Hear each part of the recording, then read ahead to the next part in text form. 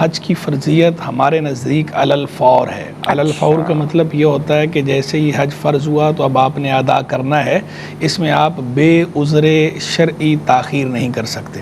تو جو حج میں صحیح عذر شرعی کے بغیر تاخیر کرتا ہے تو وہ ہمارے نزدیک گناہ گار ہے، ہمارے نزدیک گناہ گار ہے۔ حج کی فرضیت علی الفور ہے۔ علی الفور یعنی فوراً کرنا ہے، یعنی یہ سوچ کے حج فرض ہو گیا، ٹھیک ہے ابھی نہیں بعد میں کریں گے، تھوڑا جو ہے وہ اور وقت گزر جائے اس کے بعد کریں گے، ابھی جو ہے وہ موسم اس دفعہ گرم ہے، گرمی میں ہم جو ہے وہ حج نہیں کر رہے، ہم جو ہے وہ سردی میں حج کریں گے، یا جو ہے وہ ابھی چند سال اور گزر جائیں۔ یعنی لوگوں کے جو باتیں ہوتی ہیں نا، بعض اوقات تو آزار سرے سے ہوتے ہی نہیں ہیں کوئی، یہ تو چلیں پھر کوئی بات کسی نہ کسی اس میں ہے نا کہ بچے چھوٹے ہیں چھوڑ نہیں سکتے، لیکن بعض اوقات لوگوں کے آزار ہوتے ہی نہیں ہیں۔ میں اکثر سمجھایا کرتا ہوں کہ جو صاحب استطاعت ہیں وہ کہ آپ کی پلاننگ میں حج شامل ہی نہیں ہے۔ میری کہیں بھی کوئی ملاقات ہوتی ہے ایسے کسی سے، یا ہمارے پاس تو خیر بہت لوگ آتے ہیں، دارالفتاح کے اندر بھی بہت آتے ہیں، ویسے بھی ہم سے جو ہے وہ لوگوں کا تعلق جو ہے وہ بہت زیادہ ہے، تو جو بھی اس طرح کے صاحب استطاعت افراد ہیں میں ان سے جو ہے وہ اکثر موقع محل دیکھ کے یہ بات کرتا ہوں، ان سے کہتا ہوں کہ آپ نے جو ہے وہ حج کر لیا، اگر نہیں کیا تو آپ کی حج کے بارے میں کیا پلاننگ ہے،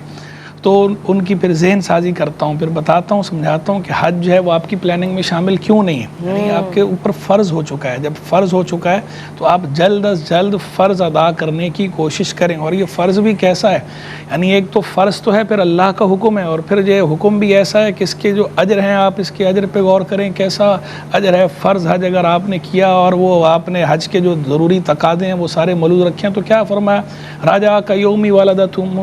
کہ جس نے حج کیا ولم یرفث ولم یفسق، نہ اس کے اندر کوئی بے حیائی کی بات کی، نہ کوئی نافرمانی والا کام کیا، اللہ کا حج کیا نہیں، حج کے تقاضے پورے کیے، تو وہ ایسا لوٹا جیسا اس دن تھا جس دن اس کی ماں نے اسے پیدا کیا تھا، یعنی نیٹ اینڈ کلین۔ آپ گناہوں کی مغفرت، گناہوں کی بخشش،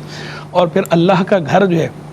اللہ کے گھر کی زیارت سے بڑھ کر کیا چیز ہوگی، اللہ کے محبوب کے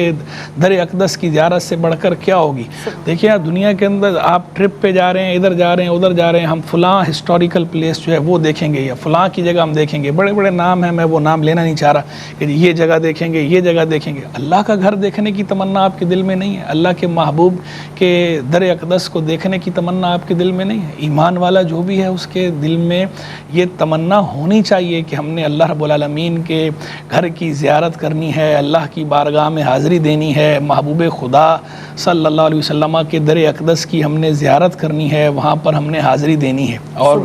جب آپ پہ فرض ہو گیا پھر تو فرض ہے، صاحب استطاعت ہیں پھر تو فرض ہی ہو گیا، جب فرض ہو گیا تو فوراً فرض کو ادا کرنا چاہیے، بے وجہ تاخیر نہیں کرنی چاہیے۔ اور یہ جو بات ہے کہ جناب بچیوں کی شادی کرنی ہے، تو بچیوں کی شادی جو ہے یہ کوئی ایسا عذر نہیں ہے جو فرض میں تاخیر کا باعث بنے۔ ایک تو ویسے بھی جو ہے وہ شادی کے اندر جو ہے وہ خرچ یہ تو خود آپ نے اپنے اوپر سوار کر لیے ہیں، حقیقتاً یہ خرچ شریعت نے نہیں رکھے۔ شریعت میں تو جو ہے وہ شادی جس طرح سادگی کی ترغیب دی گئی ہے اور جس طرح سادگی کے ساتھ ہے، وہ تو اس میں کسی قسم کا ایسا خرچہ ہے ہی نہیں کہ جس کی وجہ سے حج کو مؤخر کرنے کی رخصت ملے۔ تو یہ عذر جو ہے یہ ویسے بھی عذر لنگ ہے، لیم ایکسکیوز ہے، یہ عذر صحیح نہیں ہے، شرعی عذر بننے کی صلاحیت نہیں رکھتا یہ بچیوں کی شادی والا معاملہ۔ اور جہاں تک چھوٹے بچوں کی بات ہے تو چھوٹے بچوں کو بھی جو ہے وہ آپ اس کا کوئی مناسب بندوبست کر لیں، مناسب بندوبست کرنا چاہیے اور کر کے جو ہے وہ آپ حج پہ جائیں۔ ہاں ان کیس اگر کوئی ایسا کسی قسم کا انتظام نہیں ہے تو پھر اس میں گنجائش کا پہلو ہے، لیکن جو ہے آپ کوشش کریں تو ویسے بھی اللہ تبارک و تعالیٰ کوئی نہ کوئی سبب بنا دیتا ہے، مسبب الاسباب ہے، نیت صاف منزل آسان۔ بے شک، سبحان اللہ، ماشاء اللہ۔